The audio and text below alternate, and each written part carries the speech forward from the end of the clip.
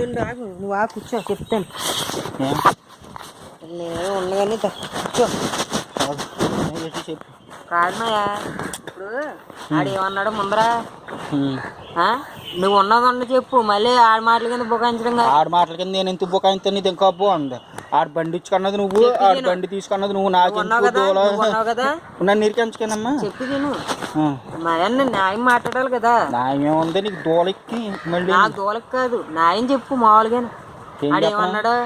బండి ఇచ్చే, నువ్వు నీ బండి ఇచ్చే 6,000 ఇవ్వి నేను 10,000 వేసి కడేస్తాను అన్నాడు. నేను 6,000 ఇస్తా అన్నాను. పొద్దున్న ఆడి దగ్గర ఏమంటున్నాడు? 6,000 నన్ను ఇచ్చామంటున్నాడు. ఆడు 10,000 తేడండి ముందర, 6,000 కట్టేమంటున్నాడు.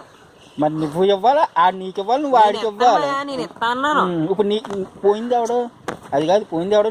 నీ బండి ఆడికి ఇచ్చావు, ఈ బండి ఫైనాన్స్ నీ దగ్గర ఉన్నది దింగేయడు. మొట్ట గురించి పోయింది ఎవడు? నువ్వే. అది ఒకటి ఆలోచించుకుంటలేదు నువ్వు. ఇప్పుడు అదేంటి 10,000 అడు ఇస్తాడంట. ఒక వారం 10 రోజులు పడుతుందంట. లేకపోతే పని చేయి, నువ్వు ఓ పని చేయిరా. ఏమంటా అంటే నీ బండి ఉంది కాబట్టి నేను 6,000 ఇస్తా అన్నాడు. ఆ ఫైనాన్స్ వాళ్ళు వచ్చి పట్టుకుపోయారు, నీకు 6,000 ఎలాగ ఇస్తాను, మరి నా బండి నువ్వు తెంగో, మరి నా బండి 10,000 ఇచ్చేయన్నాడు. నువ్వు అడుగు, అంతకన్నా చేసేది ఏమీ లేదు. 10,000 ఇచ్చే, మరి నాకు బండి లేకుండా నువ్వే కట్టలేదు, బండి తెంగేసారు, నువ్వు కడితే నా బండి ఎట్టుకెళ్ళరు కదా.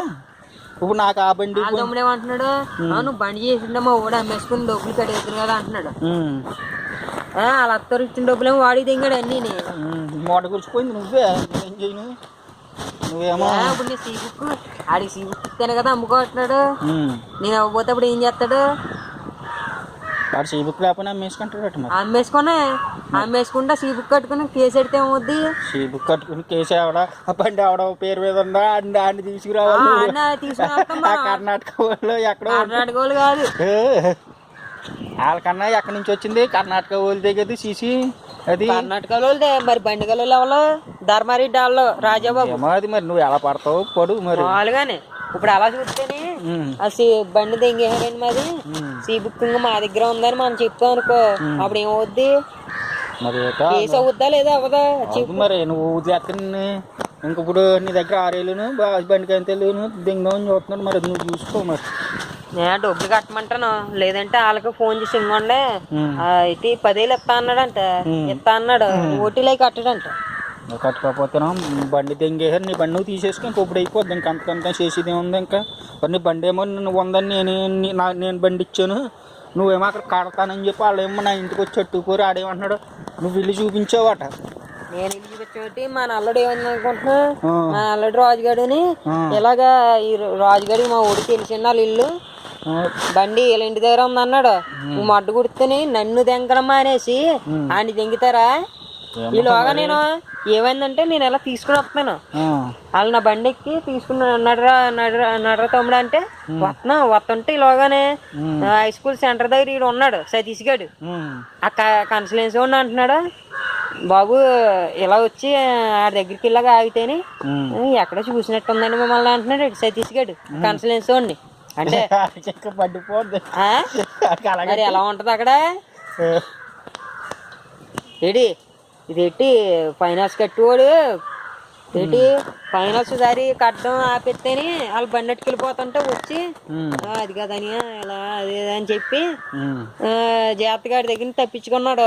అప్పుడు అప్పుడేమో గుర్తున్నాడు. సంబంధం ఏంటి? నాకు అదే నాకు సంబంధం వేయలేదు అందులో. మరి ఇదేంటి మరి నువ్వు నిన్ను తీసుకెళ్తాం ఏంటి? ఆ కన్సెన్స్ ప్లేస్ లో ఆ బండి నువ్వు ఇచ్చేస్తాం ఏంటి? నాకు అదే అర్థం అవ్వలేదు. అక్కడ మిస్టేక్ నీ మీద. వాళ్ళు ఏమంటున్నారు అనుకుంటున్నావు?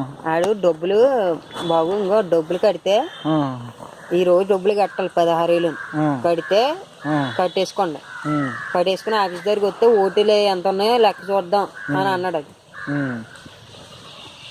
కట్టడానికి అంటే మరి ఈ బండి అమ్మి నేను డబ్బులు ఇవ్వాలని అన్నాడు. ఏ బండి అమ్మి? అదే డీలక్స్ అమ్మి. ఆ డీలక్స్ చూసారా వీళ్ళ దగ్గర? చూడలేదు. చూసాడు. బాగోలేదా బండి? అది ఇంకా రిస్క్ చేయలేదు, వస్తే లాగేసుకుంటారు. మరి వాళ్ళు ఏం మామూలు వాళ్ళు ఏం కాదు, ఇంకా డబ్బులు కడతారు కదా అని బండి చూసారు. ఇప్పుడు వీటి దగ్గర చూసుకోమళ్ళీ నీ బండి దింగేస్తుంది, ఇంకెలా దింగేద్దరు వదిలిపోద్ది. అది కాదు ఇది కాకుండా అయిపోద్ది.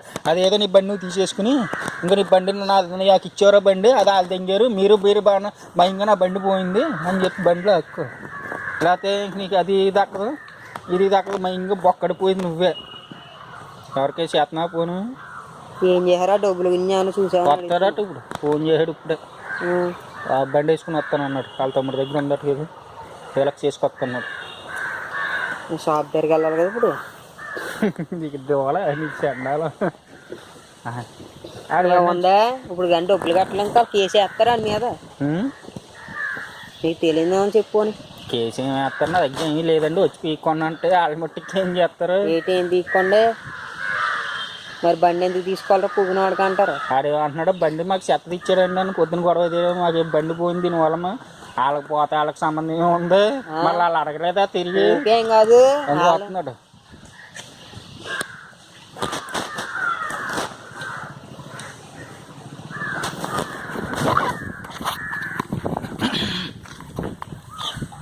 ఎంత పని చేసి పెట్టాడు ఈ ఏదవక్కున్నా ఒక్కలాగా మీరేంట్రా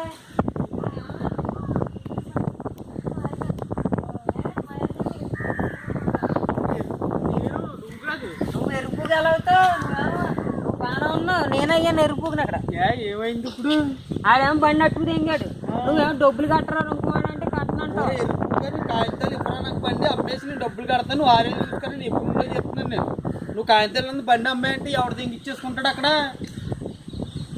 ఇప్పుడు నాకు ఇప్పుడు అమ్మాయి కాగితాలు ఇమ్మని నువ్వు చెప్పు అదే ఏమంటున్నాడు మాయా నేనేమో